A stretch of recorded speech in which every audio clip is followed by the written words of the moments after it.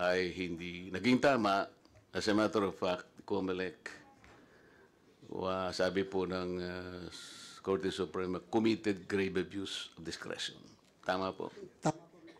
Tama po, Mr. Chair, kung inyo pong mamarapatin. Maiksi lang po explanation. Dinala po kami ng Smartmatic sa Korte Suprema. Una po, papasalamat tayo sa Korte Suprema, hindi po siya nag-issue ng restraining order.